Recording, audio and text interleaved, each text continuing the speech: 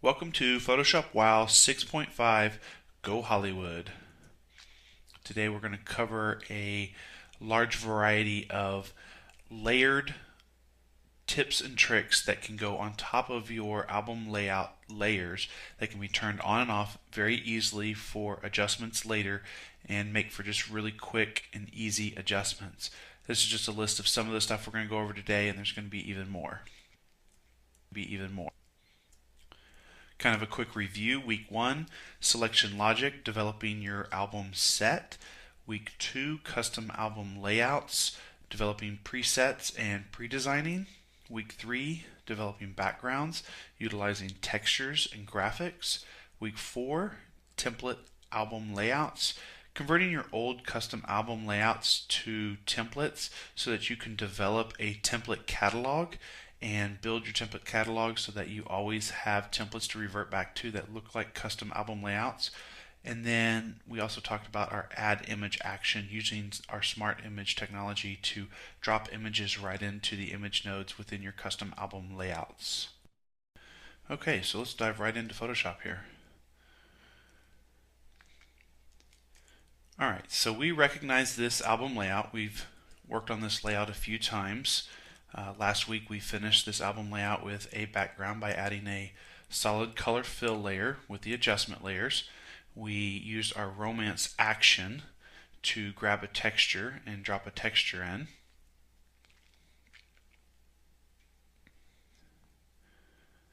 Free transforming that, not really worried about skewing or stretching that, which gives us a little bit of texture. We might have even ran the romance action a second time if we want to put in, say, a graphic. I like to use these scrolls, these little half scrolls that are cut in half, and they work really, really well for what I call a cap scroll, or just sitting right at the end of a cluster of images. Let's go ahead and lighten that up with a little curve so we can see it. There we go. Maybe we'll duplicate that and put it down on the other end. Free transform it to spin it around. And so now we have a textured graphic background full album layout. But we've got a black and white, a sepia tone, and 2 color images. And now I really want to finish balancing this album layout out. And so what I'm going to do is I'm going to make a selection of the sepia and the color images by holding down Command, Control on the PC, and Shift at the same time. So Command Shift or Control Shift, and I click right on the thumbnails in the layers palette. I make sure that I have selected the topmost layer in the layers palette, so everything selected is underneath it. I hit D for default color. It resets my black and white colors over here in the tool palette. You can see right over here. And then I just go to adjustment layers and go to gradient map. And at this point, I just close the adjustment layer. And now I have made all of these black and whites. And that would balance out the layouts, and you can see the difference between the color and how it fights with the background a little bit, especially the blue since it is a complementary color. And then the black and whites and how it just kind of all fits together. And that's how I'd finish out this album layout, is with tonal balance. Okay, so let's dive off into this one. I want to show you how I created these sepia tones and how we can also use a sepia tone to create a cream tone. So you can see I just turn off that sepia layer. I'm going to throw this away, and you can see that we have original black and whites. These came out of the raw in black and white. I converted them to black and white in the original raw file. So I'm just going to make a quick selection of all the images. So I hold down Command, Shift, and click right on each image, or on the PC, Control, Shift, and click on each image in the layers palette. Okay, so now I have the marching ants around all my images, and I want to create a sepia tone. So I'm going to go to my adjustment layers. I'm going to go to color balance. I'm going to take my red to 42, my yellow to 45. I want a little bit more yellow than red. And then I'm going to go to my shadows and do a red 2 and a yellow 5. And that would be my sepia tone. Now if I decide I really want to make this a cream tone, all I have to do is take this color balance layer, which is really my sepia, right? And lower the opacity down. My favorite number is 35%. And you can see now I've got a nice warm tone black and white, or a cream tone, whatever you like to call it. And I've created that just with an adjustment layer, so at any point I can come back and go, you know what, the client really wants those in black and white, no big deal. And that background color, if it's too warm, I can always come back and make it a nice neutral gray, and it all still works. Okay, so let's dive into some more toning. We're going to keep running through kind of the tones. Now here's how we combined not only the black and white, but adding color like a sepia tone, or in this case we're going to add a blue tone. So you can see we first add our black and white, and then we're going to add our blue tone, and then I'm going to show you how to add a little contrast to it. So let's go ahead and we're going to throw that all away, make a selection, and start with my black and white. I hit D for default color, adjustment layer, gradient map, black and white. There's my black and white. I don't have to do anything to it. Okay, so now I want to add a blue tone. So I'm just going to command click right on the mask of the gradient map, because that automatically has the same selection as all the layers beneath it that I wanted to tone, right? And so I'm going to do an adjustment layer, color balance. I'm going to do 30. I'm just going to punch this in. Negative 30, positive 30 in the midtones. So in the cyan and the midtones, I'm doing 30 and 30. And in the shadows, 3 and 3. It's a negative 3 up top. Make sure you go the correct direction.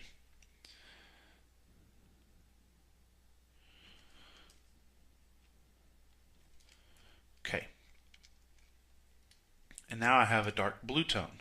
Now I think that's too much, so I'm going to change the opacity to 35, and you can see how it goes from a black and white to a nice little blue tone.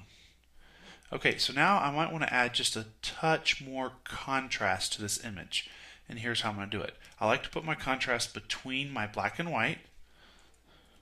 This is where labeling your layers gets very important, because right now they look the same. So I start on my black and white, I make a selection, go to adjustment layers, curves, and I add a curves adjustment layer. Now I don't do anything to the actual curve itself, I just add a curves adjustment layer. And then I change the blending mode of that curves layer to soft light. And we're just going to lower the opacity to 10%. You can see we get just a little contrast bump there. And we're going to change this to contrast. Okay, so I think we're getting kind of the idea behind this, how we can add color and tone to create what we're looking for.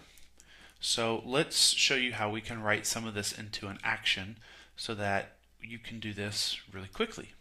Okay, so we're going to start with a new set. Today we're going to call it Fashion Class. Now before I start my first action, I want to first make sure I select my layer and then make a selection of the layer by holding down Command and click on the image, or Control click on the PC, and that makes a selection of that layer for me. Then I want to start a new action, and we're going to call this Album Black and White. Now the reason I put the word album, that is my keyword to tell myself that I need to make a selection if I want this to go only in a certain spot in the album. I don't want it to be a full black and white blanketed over the entire album layout. So I use the word album to tell myself this black and white will work in an album, and I can easily remove it and place it. Okay, so I hit D for default color. That resets my swatches. You see that recorded in the actions palette. And then I'm going to go to my adjustment layers and click gradient map and close that because that made my black and white. And then I'm going to double click on the words gradient map 1, and I'm going to title this BW for black and white and stop my action. Our black and white action has been recorded. Okay, so I'm going to test this by making a selection of these 3 images, playing my black and white action, and I have a black and white. And I can turn it on and off, and it's pretty quick. Alright, that works wonderful. Let's make a sepia real quick. So I'm going to go ahead and make a selection of my 3 images, start an action, call this album sepia, tap record, D for default color, gradient map, close that, double click on gradient map 1, title it black and white. I'm going to make a selection of the black and white layer. Now this is very important because it's going to remember that labeled layer. And so it's going to make a recording of that labeled layer and make your selection. You don't want to go back and reselect your individual images. That's how this action will always work no matter how many images you select, is you are simply just making a reselection of a layer that is consistent with your custom selection you started with. Adjustment layers, color balance, red -42, yellow +45. We're going to go to the shadows.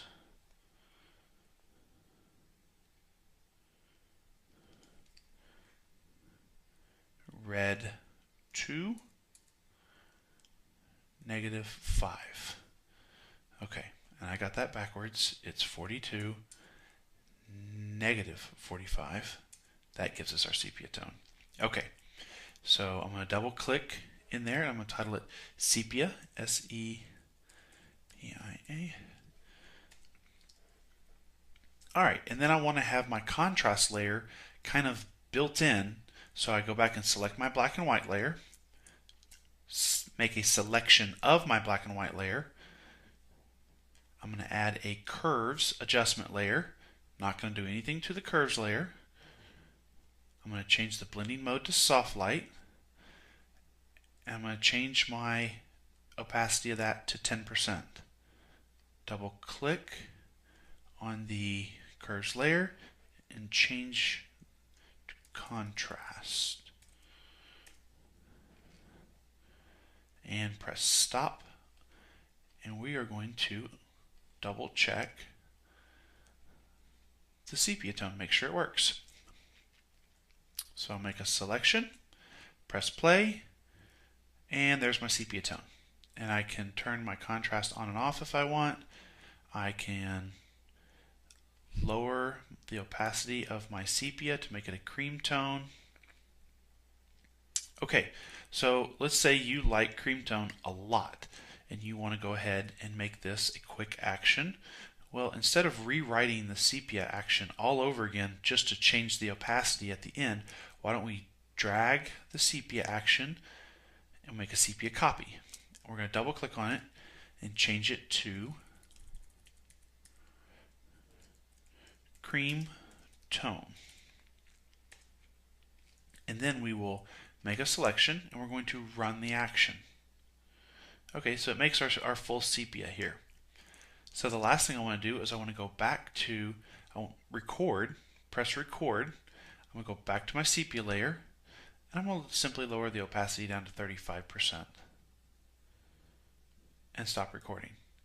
And it's going to remember that. So now I can close that layer out, that action, and let's test it. Album cream tone, press play. Now I have a nice soft cream tone. It's not a real strong sepia tone. And I have both to play with. Okay, so you know what? I'm going to reopen this. And I'm going to duplicate my sepia layer, my sepia action one more time, maybe drag it underneath my cream tone, and we're going to title this Vintage Color. And I'm going to select the large image and press play. And then I'm going to go back to my action, and I'm going to press record one more time. And I'm going to make my sepia layer 50% and my black and white layer 50%. And then I'm going to stop the action. And now I've just created a vintage look. You can see here, I'll turn it on and off. So it's not a full black and white, it's not a full sepia, it's just kind of a vintage tone. It works great for your old-fashioned looking images. And so now I have a vintage color. All right.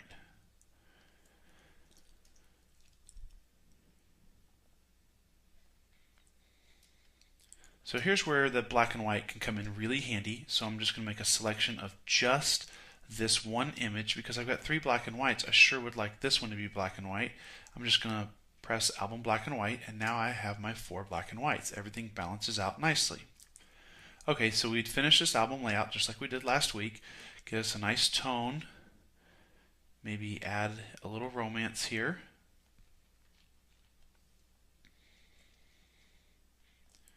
Using our actions and the templates, actions and textures that we have created in the last few weeks. Just drop that in there. And now I want to add in kind of a vignette in the background. And so what I'm going to do is I'm going to make a selection. I'll turn my guides back on because I want it to be exactly the right hand half here, the right page. Now I can turn my guides back off. So I'm going to make a selection, and I want to feather this selection, but I can't feather if the selection is touching the edge 100% here. So what I'm going to do is, the first thing I'm going to do is go Select, Transform Selection. I'm going to zoom in really tight. I'm going to hold down Shift and Alt, and I'm going to simply drag in until my percentage goes to 99.5. You can see right up here in my tool palette, it's width of 99.5% and height 99.5%. So I'm basically reducing the selection by 0.5%. At this point, I'm going to go to Select, Modify, Feather, 250 pixels. Let that feather in. And then I'm going to invert my selection, Command-Shift-I, Control-Shift-I on the PC. Now I'm underneath all my images, just on top of my background, because I want this vignette to land on my background. I'm going to add an adjustment layer. It's going to be a levels. And I'm going to change the center slider to a 0.5. Now this is a pretty aggressive vignette. And then I'm just going to double click on levels 1 text and title it vignette. And now you can see here I've got a vignette in the background. And it kind of helps bring everything in really nice. Okay, so to record that as an action, you just repeat the steps exactly. So let's go down to our new actions here. And we're going to make a new action. But before we do, we need to make our selection, because it's going to be a custom selection every time, right? Because sometimes it could be half a page, sometimes it could be a full page, and sometimes it could be just a really awkward selection that you've made that you want to make a vignette of. So what I'm going to do is make my selection and then start my action. Now again, since I'm making a selection, Album, Vignette. I'm going to go Select, Transform Selection, hold down Shift and Alt, drag in till it's 0.995, so 99.5, tap Enter. At this point, I'm going to feather my selection, 250 pixels. Then I'm going to invert my selection. And then I'm going to add levels. I'm going to change the middle slider to 0.5. And again, I always do this because it's kind of aggressive, but I want it to be aggressive so that I can always come back and adjust it later. Okay, so it's going to remember those settings. I'm going to double click on levels 1 and title this vignette. And then I need to stop my action. Okay, and now instead of doing all those steps every single time I want a vignette, I simply pull a selection, press play, and there's my vignette. All right. Let's open this up, show you a few more little tricks that we can add into our black and white. So I'm going to make a selection of my image. I'm going to go to the Fly Out of the Layers palette, select New Layer. Now the reason I go to the Fly Out of the Layers palette, I want to title this layer, and I want to change the blending mode and fill it with 50% gray all at the same time. From this point, I can go Filter, Noise, Add Noise, and here's the numbers I like. 35%, Gaussian, I don't like uniform because it gives definitely a grid pattern, and then monochromatic because I don't want to see all of the little colors in the grain. And press OK, and then deselect. And the reason I have this selection is because I don't want the grain to fall over onto the background. But you can see here, I've just added a little bit of grain without changing the density of the image. It's really nice. Most of the grain filters I've played with, really clog the blacks up and blow out the highlights. And this is a really nice way of adding grain without doing that. And of course it's on its own layer, so I can lower the opacity of it just to get the amount of grain that I want. Give it a little bit of that film look. Toss that in the trash. And let's make this an action. So I'm going to start with an action. Let me cancel that. We need to make a selection before we start our action. There we go. Start with an action. So I'm going to call this album grain because I want to know that I have the ability to control exactly where it goes. Let's go to the Fly Out of the Layers palette, New Layer. We're going to title this grain. Change the blending mode to soft light and check the fill with soft light neutral color 50% gray. And at this point it's not going to look like we've done anything. We're going to add filter, noise, add noise. 35% Gaussian, monochromatic, press OK. Deselect, Command D, Control D on the PC, and press stop. And now we have a grain layer action that will allow us to add grain not only to images, but we can add it to the background. For example, let's go right over this texture layer. Let's just add a little grain right here to test the action out. And you can see when we zoom in, we've got a selection of grain right there on the background. So if we wanted to add grain to a background, we could do that. Okay. Let's jump into a few more. Okay, and create a new action. Title this Inner Vignette. And I don't have to title this Album Vignette because I don't have to make a selection first. And then I'm going to go to my effects, Inner Glow, change the blending mode to normal, the color to black, the percent to 20, and the pixels to 20. I'm going to press OK and stop. And now we have this written into an action, so I can go through and apply this inner vignette to each layer really quickly. And you can see how it gives just a little burning of the corners, which helps sink in the images into the background. Now, if you're like me and you don't even want to click that many times, let's clear this out. What I can do is I can play the inner vignette on the very first image of my entire album set of spreads, the very first layout. I can just play it once and I can right click over the layer and copy layer style. And until I either copy a new layer style or close Photoshop, that layer style stays in the memory, and I can always right click and paste over any layer, even in a new document, and it will paste that inner vignette onto my album layout. And so I'd be able to finish up like that. Okay. Let's dive into kind of some fun little graphics and stuff. Okay, so here's my album layout, 3 black and whites. Okay, I want to blue tone these. And we haven't written this action yet, so we're going to go ahead and write a quick action. I've made my selections. I'm going to go album, blue tone. Okay. Now for a regular blue tone, I want to be able to convert not only color but black and white images into a blue tone, so I hit D for default color.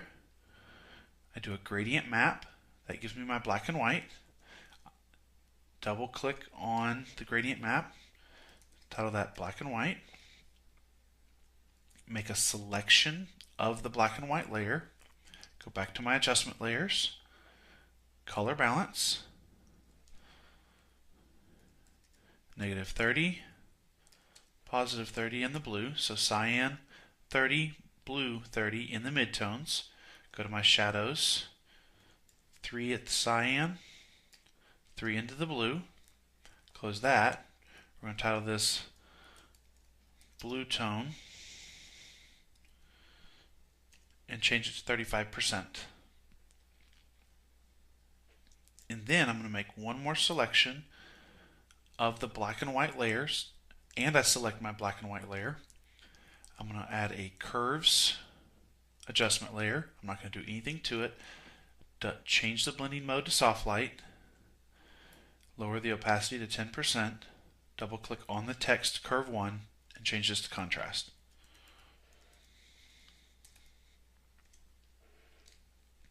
And then stop my action. Okay, so now I have an album blue tone. We're going to test this really quick so I never have to write that action again. Album blue tone, press play. Boom, there's my blue tone. The only thing I am going to do is take the black and white layer out because they were black and whites to begin with. And now I can actually raise my contrast layer up to really get these images to pop. Perfect. Okay, so to finish this album layout out, instead of using a texture, I used what I call my genes, or vertical or horizontal grain. And let me show you how I make that. So we'll toss that one away. And what I do is, just like the grain, I make a new layer. Title this genes. Change the blending mode to soft light. Fill with 50% gray. And then I go to filter,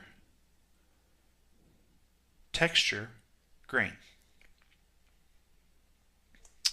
I like to, grain type is vertical. Intensity 40, contrast 50, tap OK. And it drops that in there for me. It's already blended. And then I can lower the opacity. This one I usually run at about 30%. Then I wanted to go ahead and create a separation line from this background that I created in my image. I simply grab my marquee tool and make a selection across the center of the split between the image and the background. And I'm just going to add a solid color. And I pick the solid color from the background. And that might just lower the opacity a little bit so you see a little bit of that background bleed through. But it's a separating line. And that's how I create some of my dividing lines for separating backgrounds from images, especially when there is a strong separation between the background and the image. Okay, so let's tie this all in together real quick with an album layout that we're a little bit familiar with, but how we can truly finish out an album layout from any stage. Okay, so I run my template. This is template 34. We ran this template last week. And now we're going to start with our First image, I'm going to throw that text away. Always want to make sure I throw that text away. Be safe there. Start with the first image. I'm going to add an image. Navigate to my images real quick.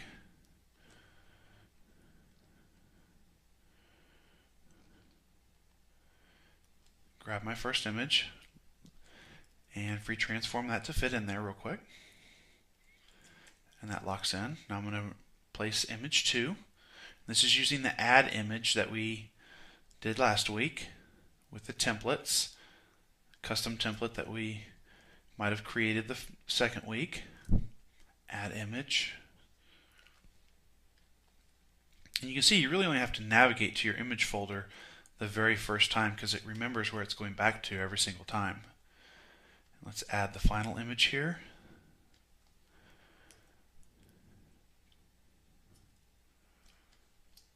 Command 0, Control 0 on the PC helps to bring up your free transform handles. We're going to free transform this in. Remember, I want to be careful of my safe zone on my guides, so I'm going to keep the feet as far away from the edge as possible here. Finish that out. Okay, the album layout would be filled in. Now, 2 weeks ago when we worked on the backgrounds, we would add in a background. So let's pick a color here. Just kind of hunting around until I find something that really kind of pops for me. And then I want to use my romance action to drop in my texture.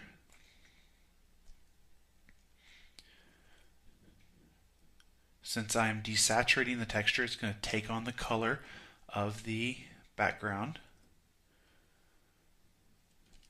You know what? I'm going to run a second texture on here. I want to go ahead and put a big old graphic scroll in here.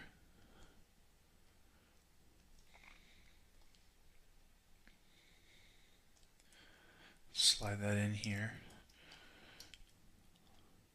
Shrink it in just a little bit, let it kind of bleed off there. And I might lower the opacity of that just a little bit. You can see how the actions are really helping me speed everything up. And now I have a color, black and white and sepia. I want to balance this out. So I'm going to grab my color and my sepia tone, and I've got my new actions right down here. Album black and white. Pop that in there. Now I've got black and whites all the way across. And now I'm going to take my marquee tool and pull a selection of the entire background area. I'm going to make sure I'm right above my texture. And I'm going to play my new album vignette so I can vignette this album layout a little bit.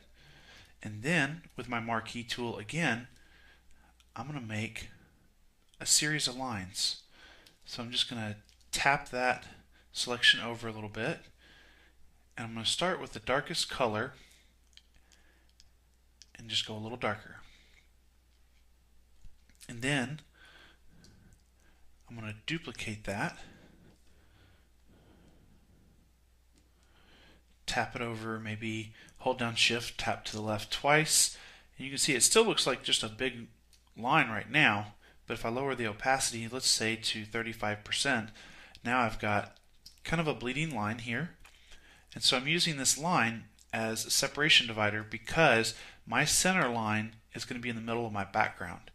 And I want the strength of this image to fall off into the background without any sort of problems of the background kind of fighting light and dark here. So I'm just using kind of a transition line. And then, I can finish up by selecting not only my black and white layer, but the 3 layers. If I wanted to move them around a little bit, maybe center them up in my spread. And now you can see how we truly would finish out this album layout, not only with the template, filling it in, adding the background, the texture, some scroll graphic work, but now we're tying in with some color, not utilizing just what we have, but really polishing it off with consistent color and finishing up with some transitional lines, and that would finish this album layout and it'd be ready to print. Okay, and that would wrap up the tips and tricks in the ways that we finish out our album layouts and polish up not only our color, our contrast, our toning, background, vignetting, transitional lines and graphics, how we pull all that together but how we finish up our layouts from template or custom album layouts. Next week we're going to dive into proofing album layouts, fast ways of proofing, not only with JPEGs but with PDFs also. We're going to talk about how to do changes really quick and how to manage changes with your clients, and then just some sales stuff that I have implemented in my studio that works pretty well.